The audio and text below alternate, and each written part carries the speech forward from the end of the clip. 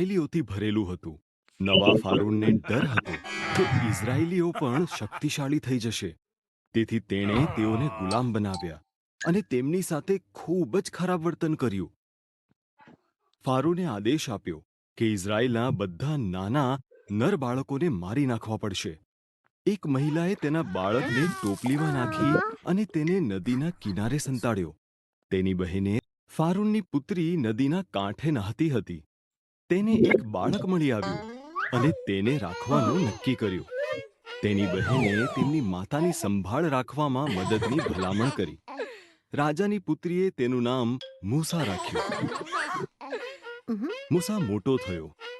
એક દિવસ તેણે એક ઇજિપ્તની વ્યક્તિને ઇઝરાયેલીને માર મારતા જોયો. મૂસાએ ઇજિપ્તની વ્યક્તિની હત્યા કરી. પછી તે મિદ્યાનમાં ભાગી ગયો અને 40 વર્ષ સુધી ઘેટા પાળક રહ્યો. મૂસા હોરેબ પર્વત પર તેના ઘેટા સાચવતો હતો. બળતા ઝાડવામાંથી ઈશ્વરનો અવાજ આવ્યો. મૂસા, મારા લોકો પીડાઈ રહ્યા છે. મેં તેમને મુક્ત કરવા માટે તને પસંદ કર્યો છે.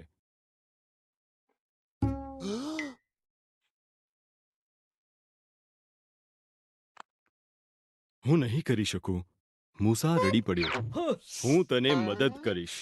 ઈશ્વરે વચન આપ્યું, તારી લાકડી નીચે ફેંકી દે. મૂસાએ તેમ કર્યું. તે સાપમાં ફેરવાઈ ગઈ. જ્યારે તેણે તેને ઉપાડી ત્યારે તે ફરીથી લાકડી હતી.